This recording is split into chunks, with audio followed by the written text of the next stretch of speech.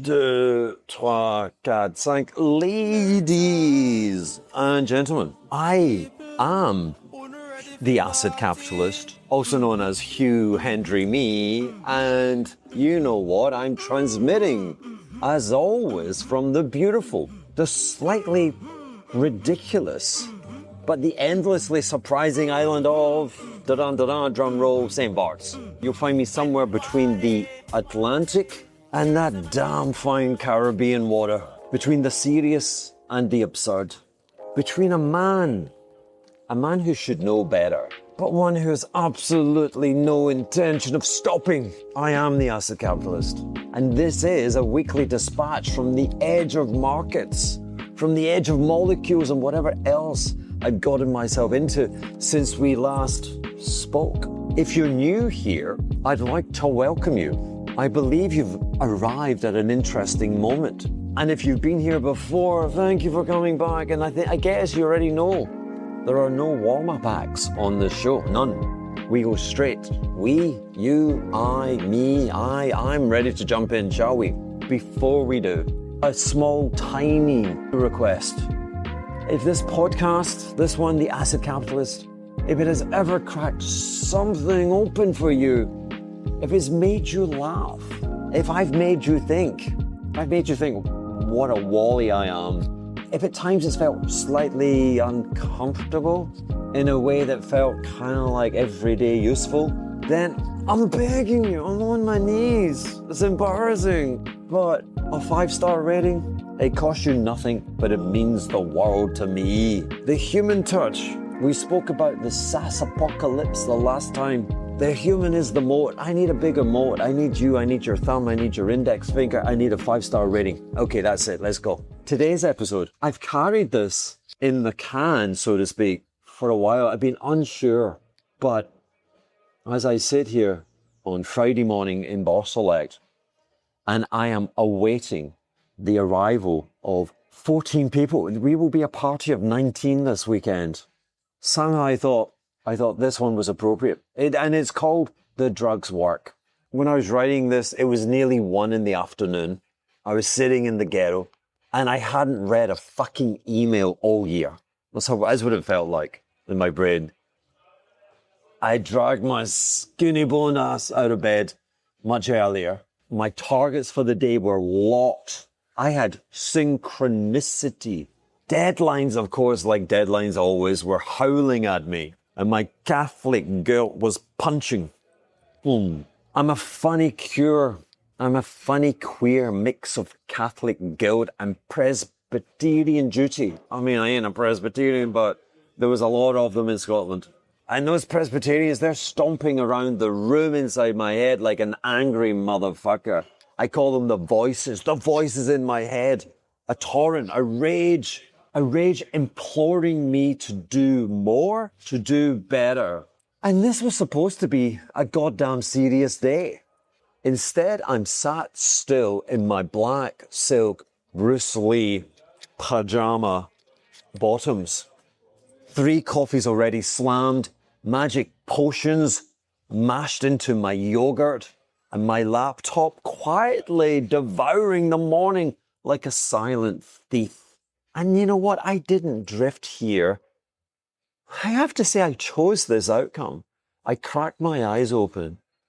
I fired up the screen, and the hours was at a vanishing point, but they just disappear when I'm locked in that daily extinction code. Have I welcomed you to St. Bart's? I don't know. I can't remember. But have I told you I'm called Hugh Hendry? You see, I sail perilously close to the extinction code every day. This week's podcast is inspired by those annoying, supercilious, condescending, smug motherfuckers on YouTube. Every time I present free content, where are you when I need you on Substack? But the freeloading people, you know the ones, they lean back, they sigh, and they write, the drugs don't work, kids. Like they know, like they're judging me. This one is for those smug motherfuckers. Who am I? Why is the sky blue? But who am I? My dear friends, I am the acid capitalist. I'm that stranger who swims alone and stares at waves. I stare at waves way too long. And I hunt for answers in the daily debris of markets, of global markets. My calling card, the thing I search for, the thing that lights me up, is irony and paradox. I'm seeking to collect universal anecdotes, to test them, to keep what works and throw the rest back. I'm a fisherman of ideas. Let me say this plainly.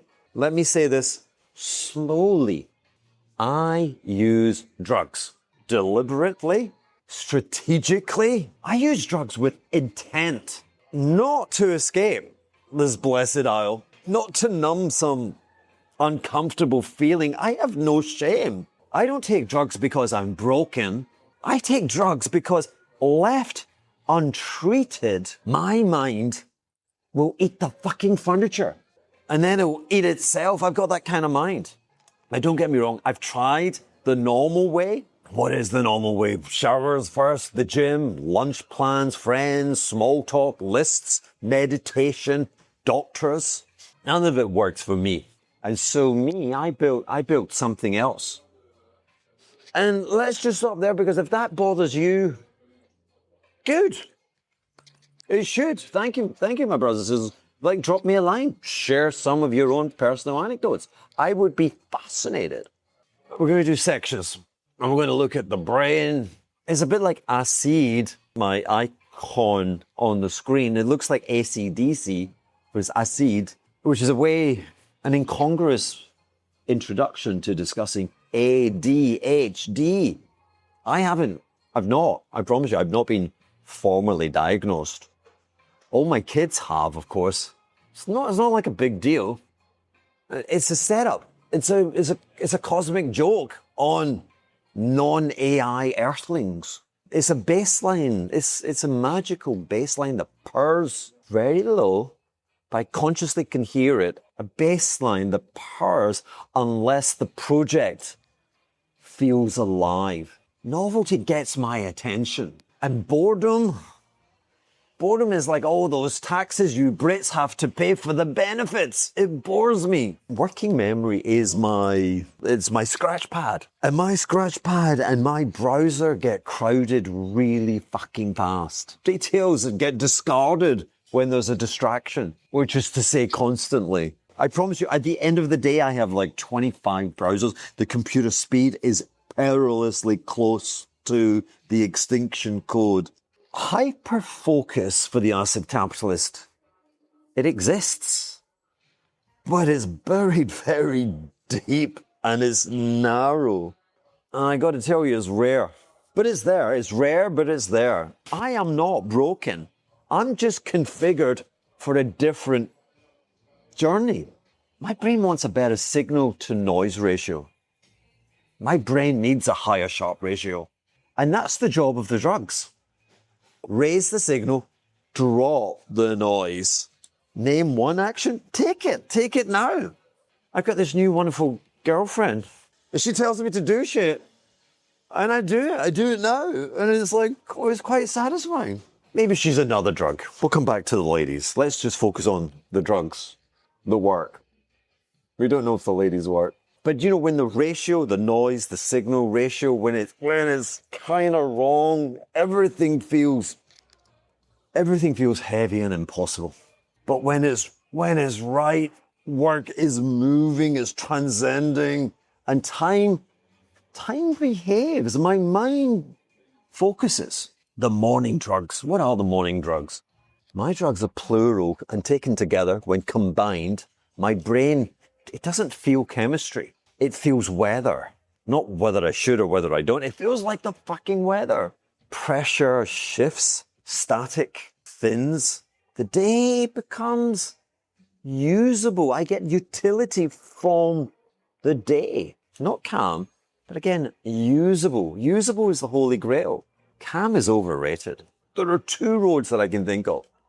The narrow road runs on prescription stimulants. Clean lines, tight corners, a reliable, steady force, and it works.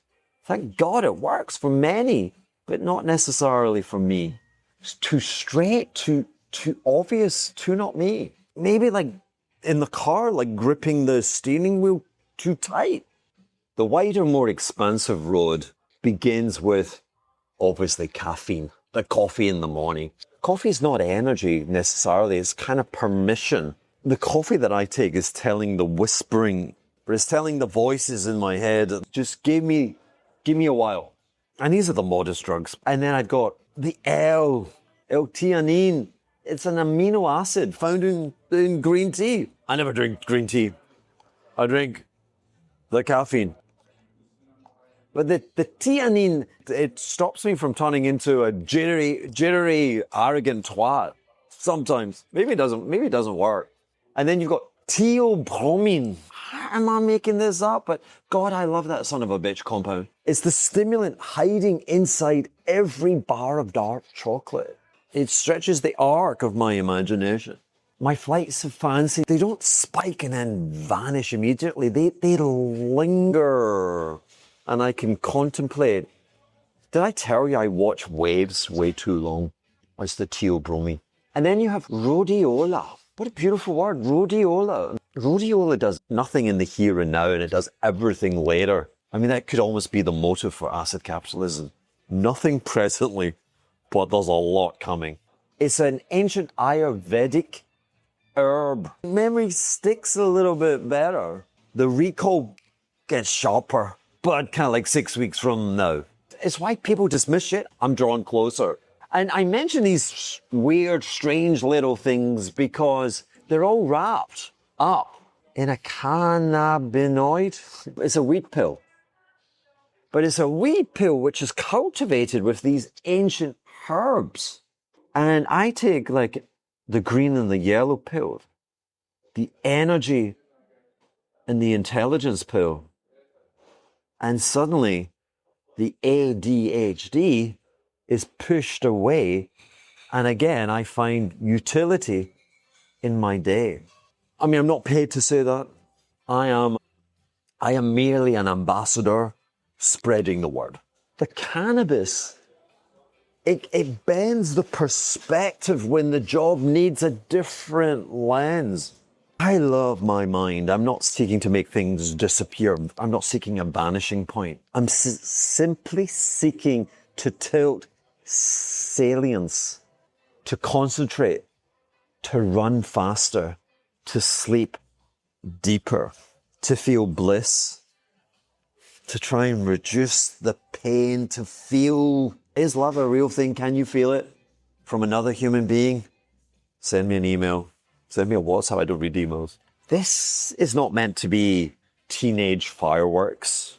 I think this is respectability because the feeling I'm after is not excitement. It's usability. Usability, utility. Make me a functioning adult. Make me able to navigate my way through the busy room. Dear God in heaven, allow me to finish my sentences. And you know what? With the right combination, my thoughts, they kind of stay seated, behaving properly long enough for me to get paid. Paid in the compensation of your subscription, of your attention. We're morning time. I've taken a mother load of coffee and I've taken my 2 pills and my mind is beginning to act maybe like your mind. And I'm getting things done. But I know it won't last. And as midday approaches, we have to talk about the run, the beach run. Because instead of just sitting endlessly at the screen, do we feel sorry I never feel sorry for myself. But do you know why? Because I run. I run into the fucking tropical midday heat on an empty beach while everyone else stuffs their faces with lunch or hides indoors from the cruel sunshine. This is not bravado. This is necessity. 500 meters one way, turn, and 500 meters back. A kilometer loop. No sun lotion, which I've been paying for recently. Black shorts, I'm bareback. There's no mountain. I'm barefoot. Stay with the barefoot. I've got music blasting in my ears. My stride is locked in. This isn't some pretty boy aesthetic bullshit. This is raw circuitry. The feet are a much deprived intelligence unit, jammed with sensors, engineered to decode chaos. I love what feet are capable of doing. Soft sand, unstable as fuck, blasting a non-stop torrent of data upstream through my body to my brain. Balance, pressure, micro corrections.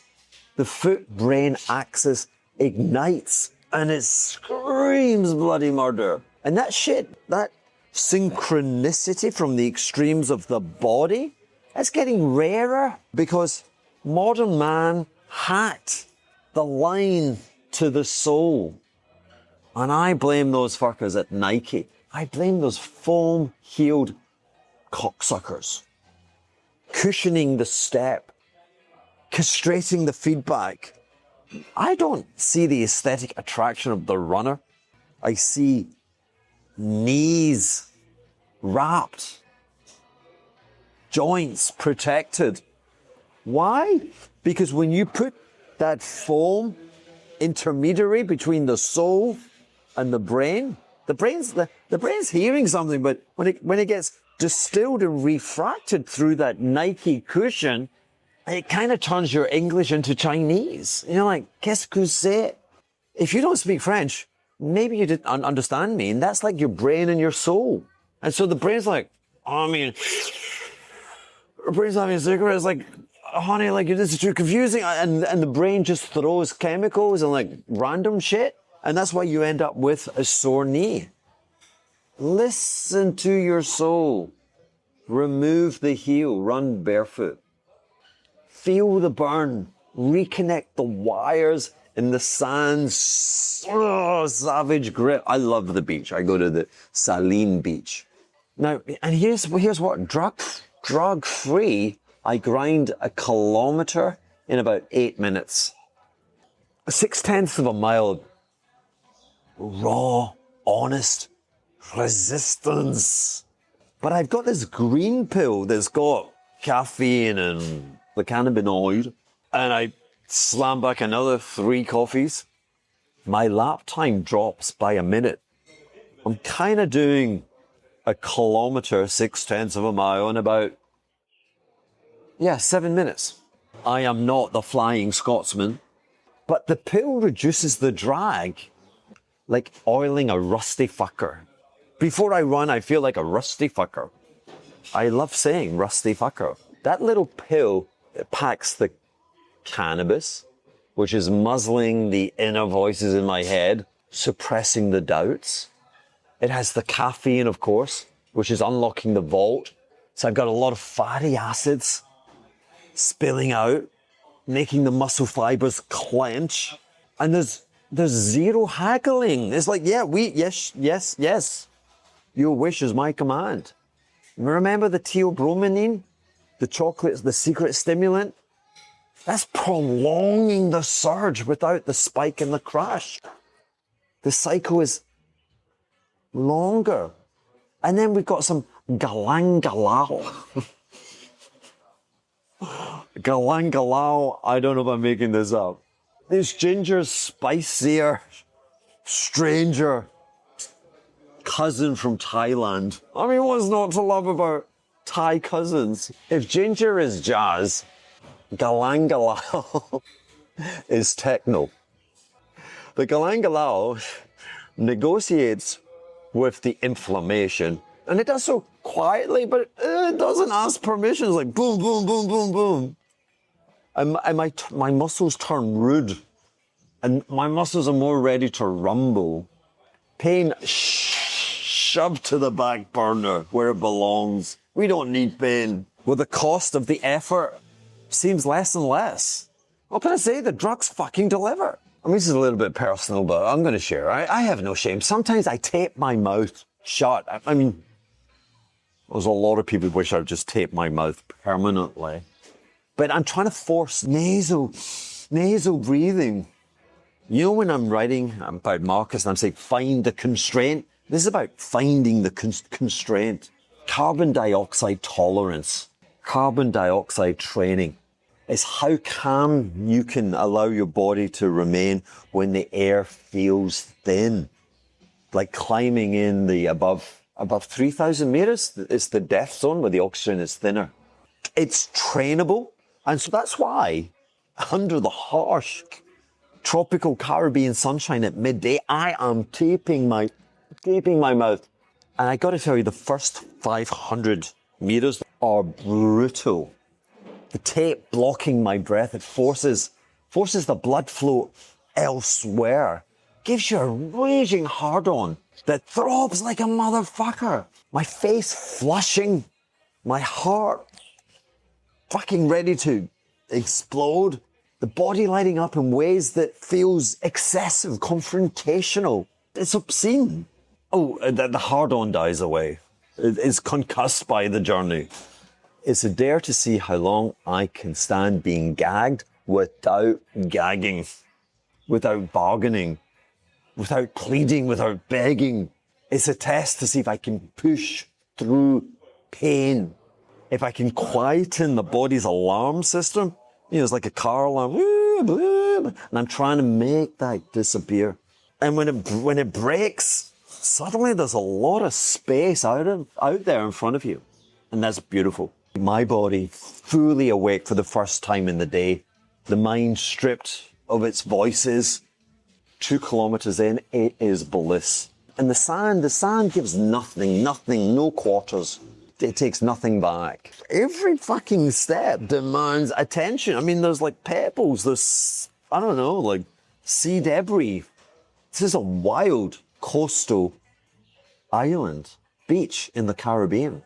Sensation piles on, the heart scorching, the grains grinding, the wind whippling.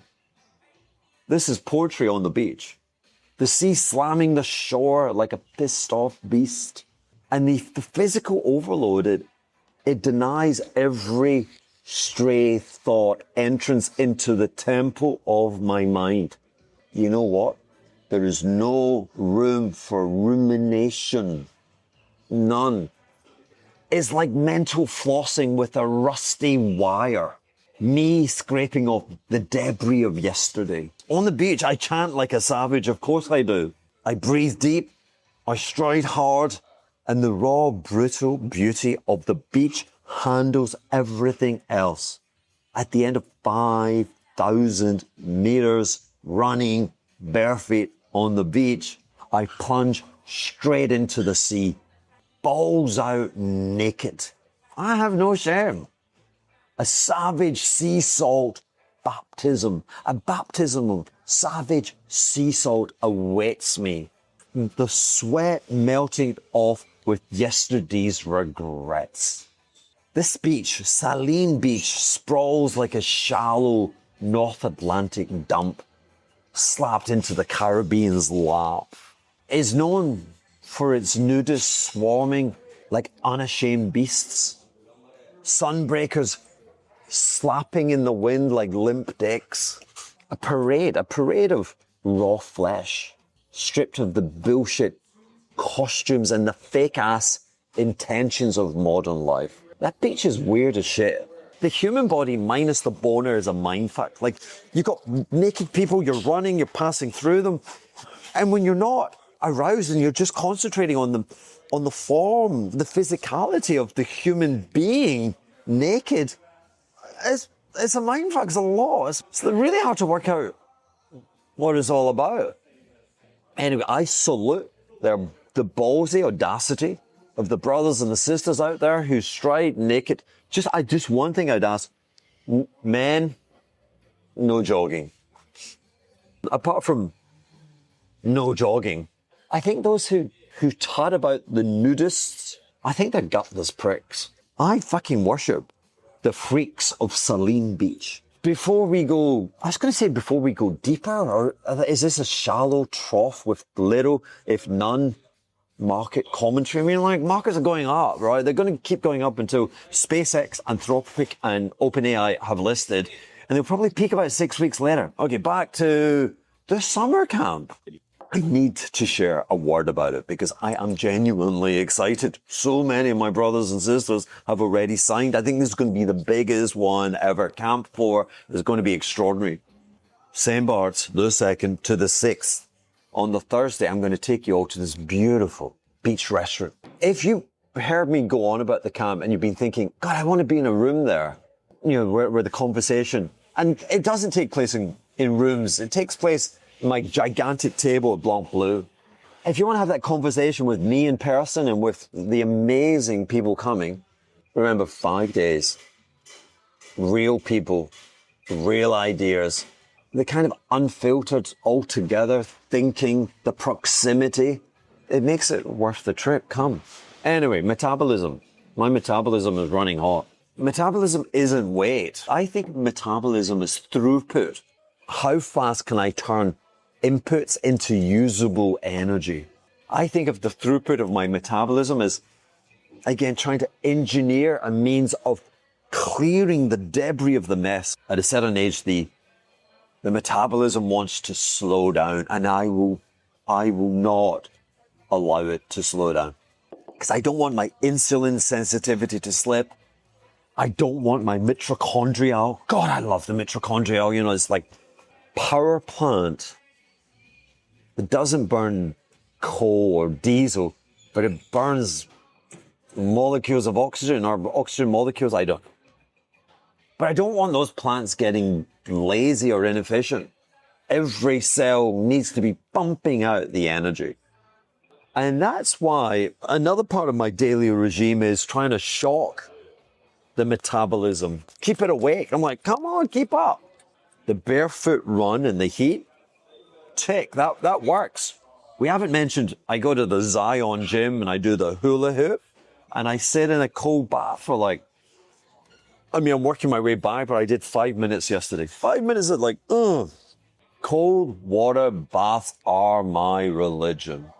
Rotation instead of routine. It's another way of shocking the metabolism. And then some days, most days, almost every day, stress. But some days, restraint. On the 7th day, even the acid capitalist rested. Did I tell you that I swallow methylene blue? You know, the Russian garment dye? What do you mean you haven't tried it? Russian garment oil is amazing. And it supposedly helps the red blood cell. It allows it to grab more efficiently, cleaner, better, the oxygen. Because remember, the mitochondria, we're trying to get the oxygen and we're trying to burn it through the power plant that exists in every cell in your body.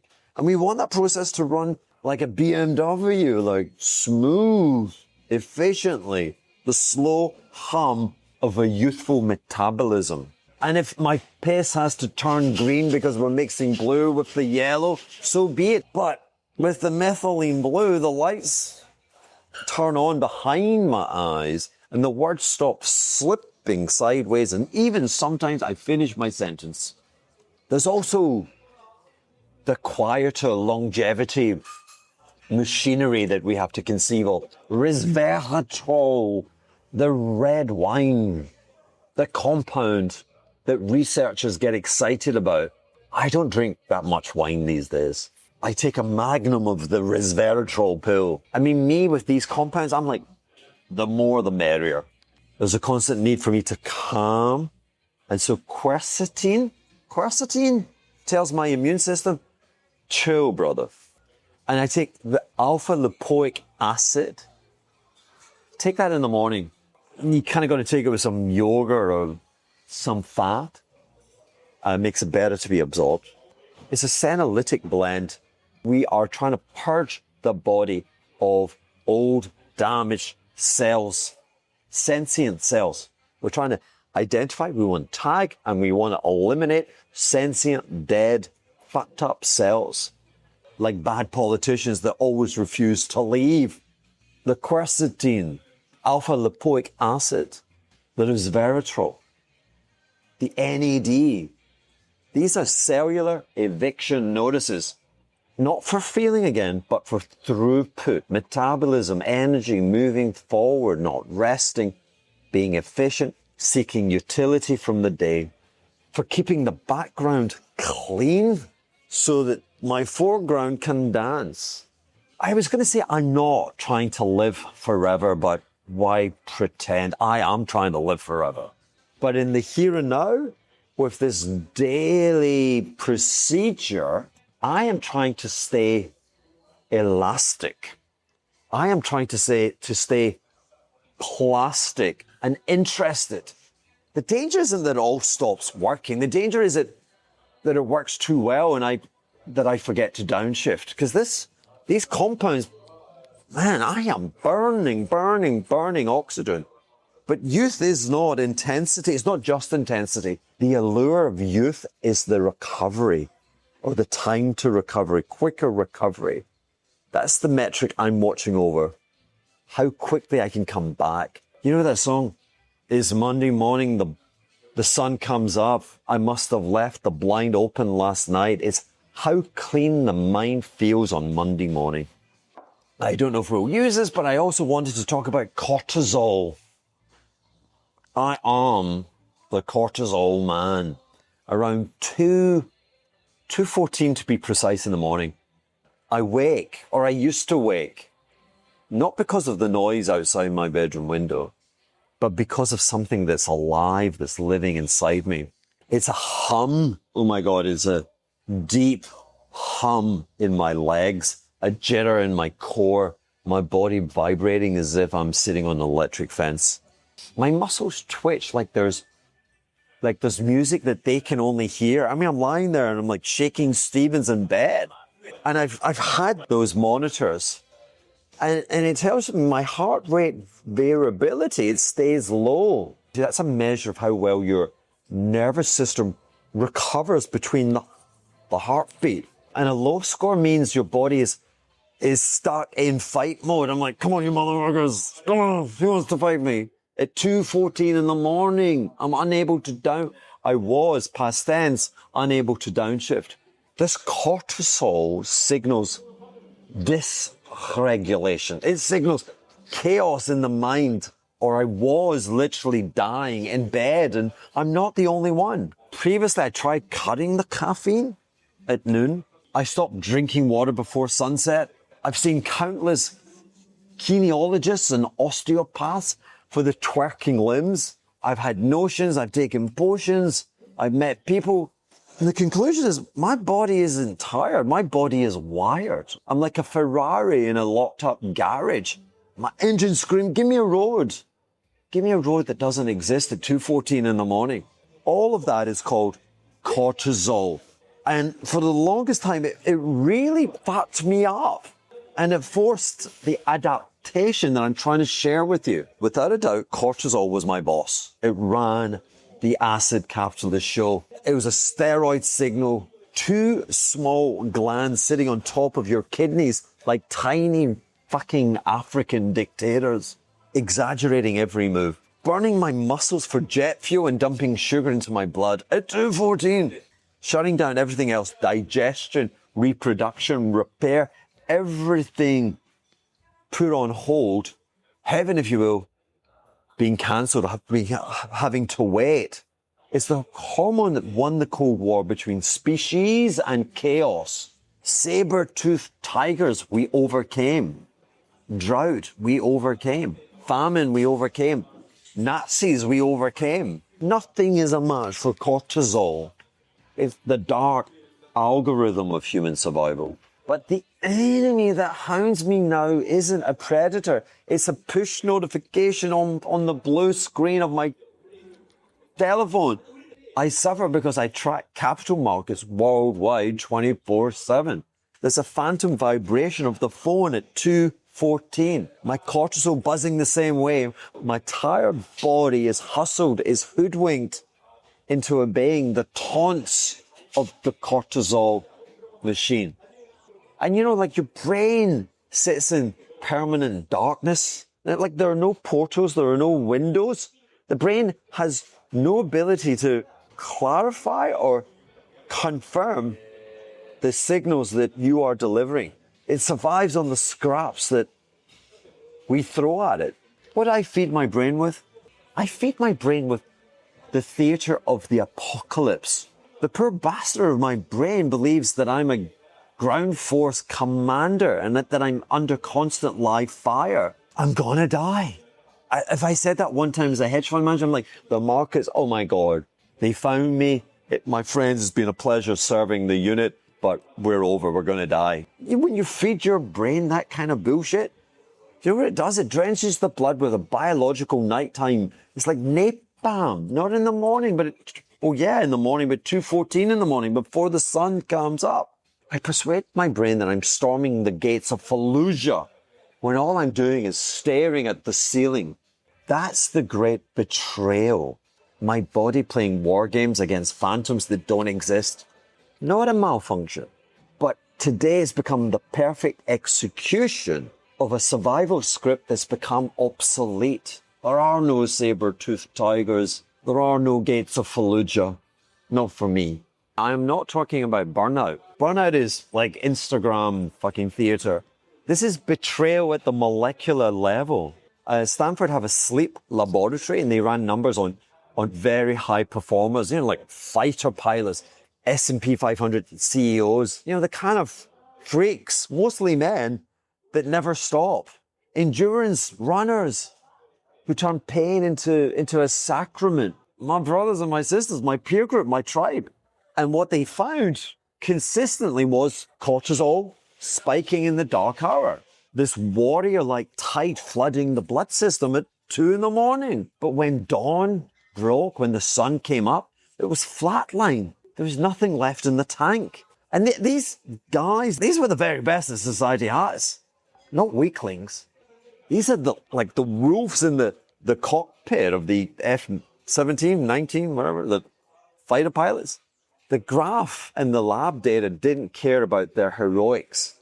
These guys woke tired and exhausted because of the midnight rambling in their minds. And then they dragged themselves through the rest of the day. Men trudging through sludge. Mythology says that these heroes have an edge. The data says their edge was eating them alive. That's how I felt. I was being eaten alive. Remember what I said to you? I stare too long at waves, and that if I don't have a procedure that I will eat the furniture, because if I don't eat the furniture, I will eat my mind. That's the cortisol. Cortisol is not stress. It's the beginning of a structural collapse, and I ain't collapsing for nobody. Cortisol was like an acid capitalist suicide pact, which I've reneged on. If the cortisol chapter made you think of yourself or someone, or you recognize that, send them this episode. It's better that we share this. It's celebrated with myth that these high achievers, they are trudging like sludge because their mind is flooded with insanity as they try and sleep.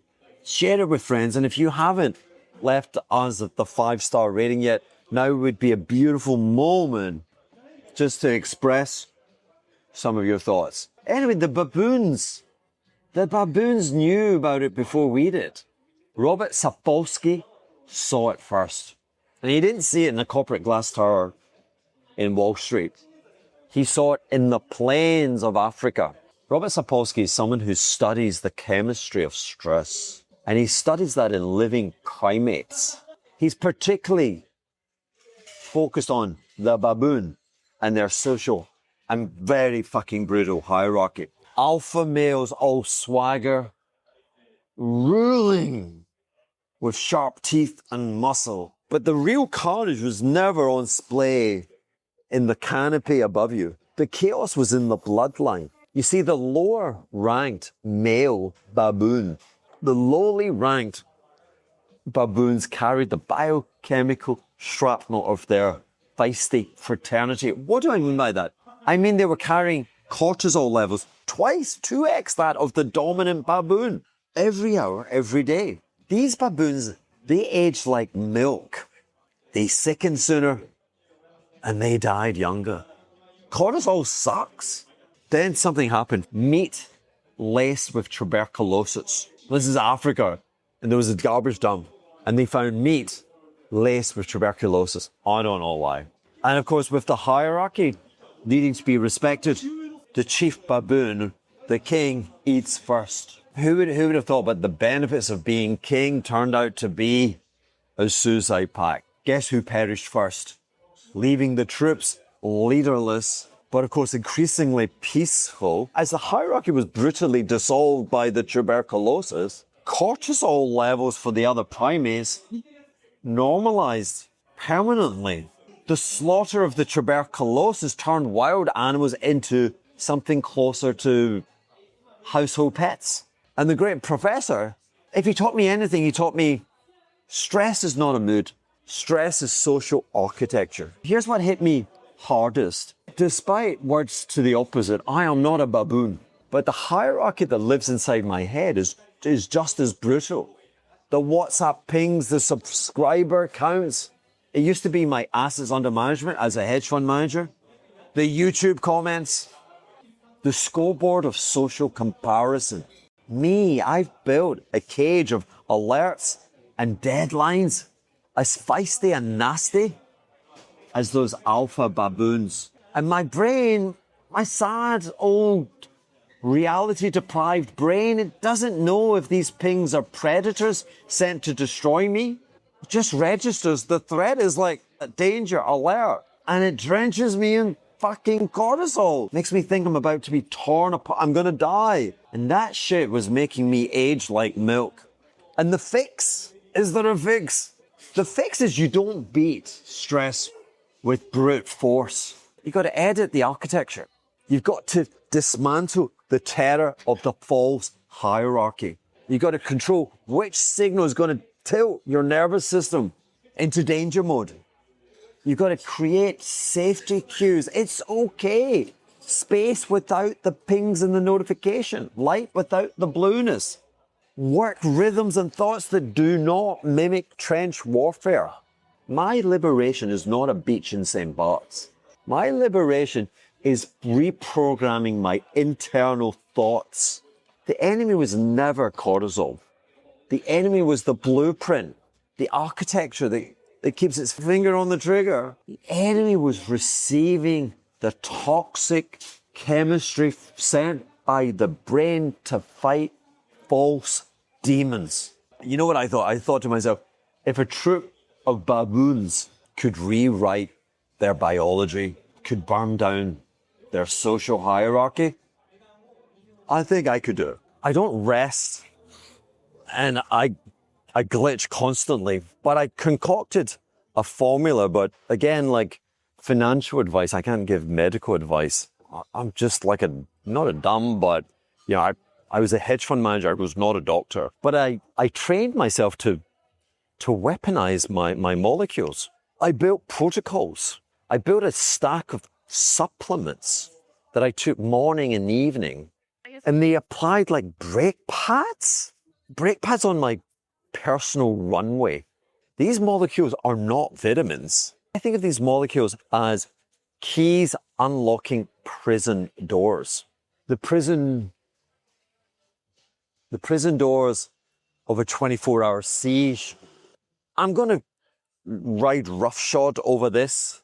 I'm going to mention them, give them an honorable shout out. Glycine. Glycine is the gentle assassin. Tasteless, almost holy. It's an amino acid, one of the building blocks of protein. And you know what? You can take a ton of it, and it's so small it slips straight through the blood-brain barrier, and we like that. It gets into the brain and jazzes things up. Builds protein. It applies the handbrake on my out-of-control synapses. Sometimes it tricks my neural pathways into surrender and I sleep. Then, of course, magnesium glycinate. Everyone thinks it's for muscles. It's for sleep. It's for the brain. It steadies the nervous system's response. I mean, they say take 200 to 400 milligrams before bed. I take 1,000. The magnesium sends a safety signal to an over-alert nervous system.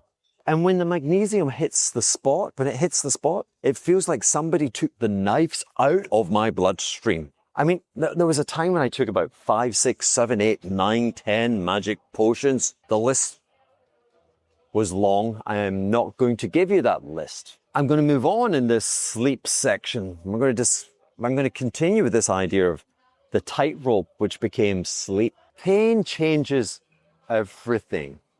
Pain reorganizes your day. It reorganizes your day, your sleep, your temperament. I earned mine the old-fashioned way. Mountains, ice, altitude, not attitude. Well, some attitude thrown in, but mostly altitude. Some might call it stupidity. Stupidity dressed up as courage. One day I should have died on Hell's Lumber. I'd left Edinburgh and travelled by car to Aviemore with a buddy. I'd gone straight up an ice chimney in the Scottish Highlands.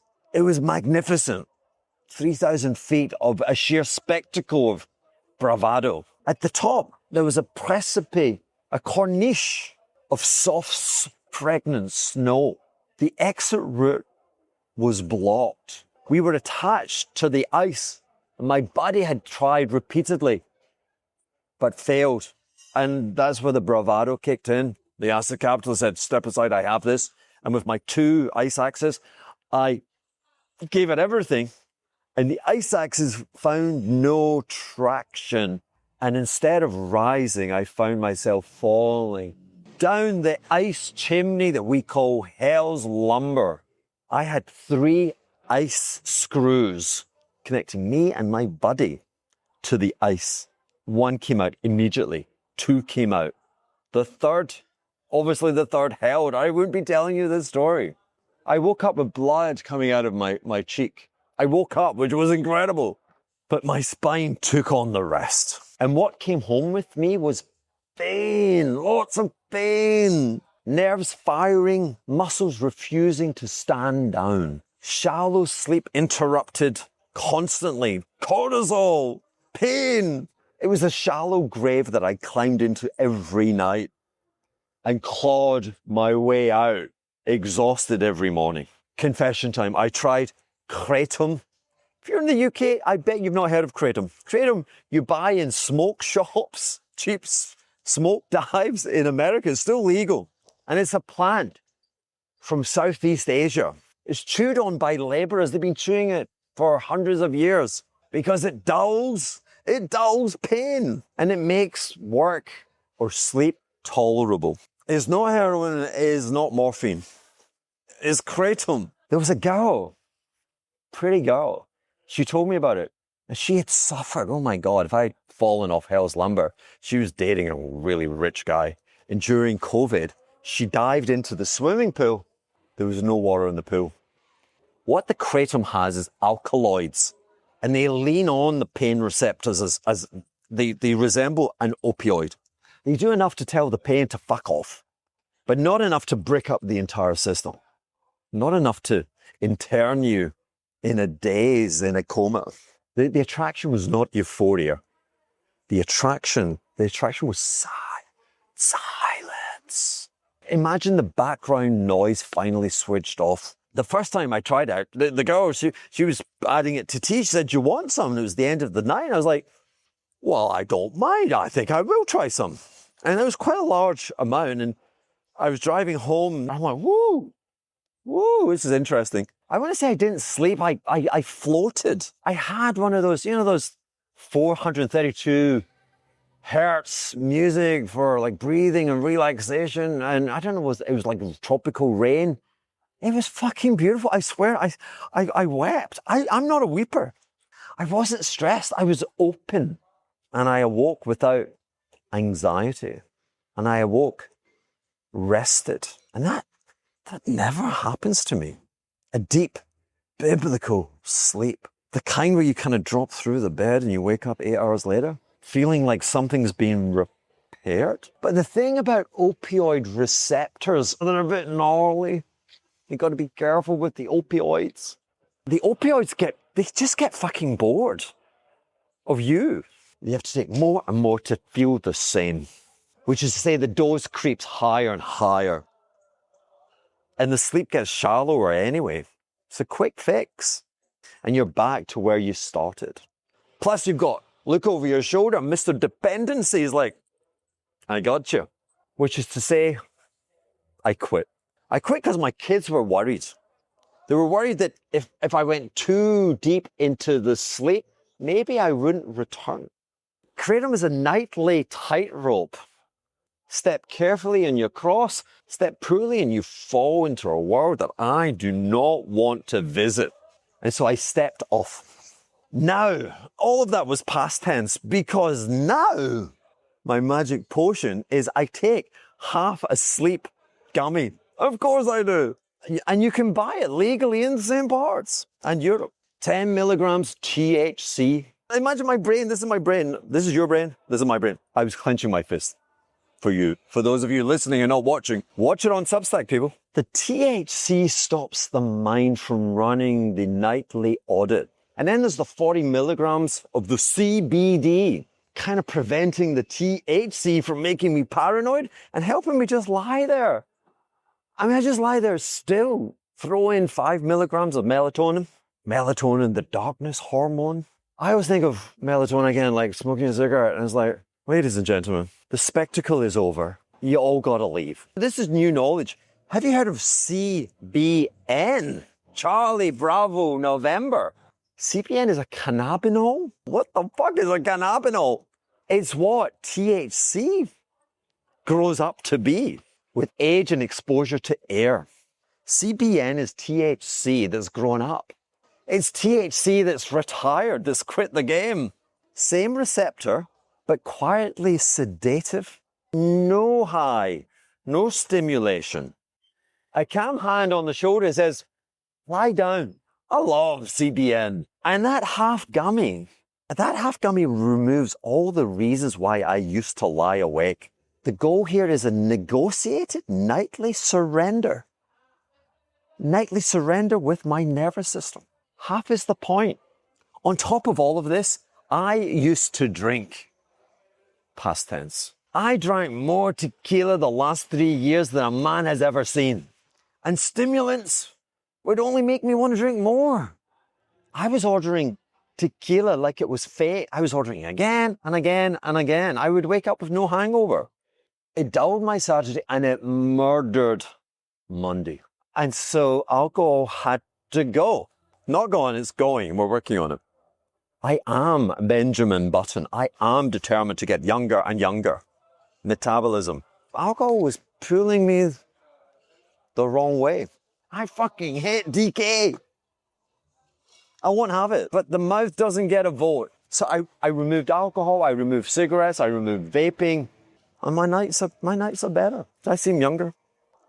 I mean, let's close. Let us close. Oh my God, this has been so long. And we haven't even discussed markets. Markets, the drugs work. Take drugs. So this was the memoir. This was the audio memoir of a high-functioning addict. That word matters.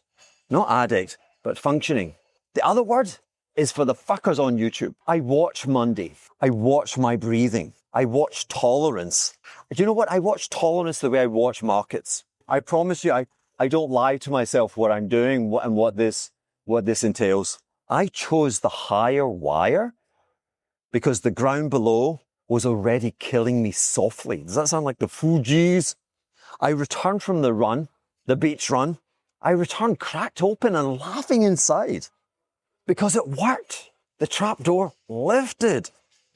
I feel free. I'm jubilant and dangerous in a good way. The way that scares small men and excites markets. I write obsessively. Writing is where the noise lines up. Silent is small, my heart isn't. Most days I'm seen, but I don't see anyone. I think, I run, I adjust, I write. My optimization now comes naturally.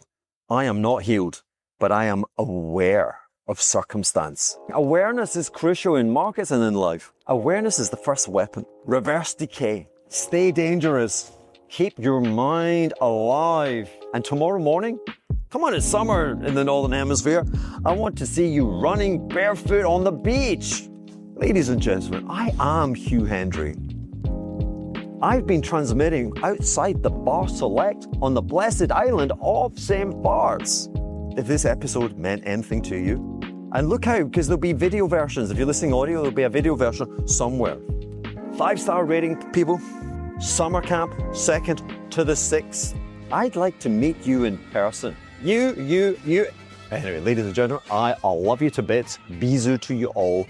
Substack, Patreon, Instagram, YouTube, at Hendry_Hugh. I'm a virus. I'm everywhere. Come and find me. I love you. I need your love. Let's stay young together. Bisous. Bye-bye.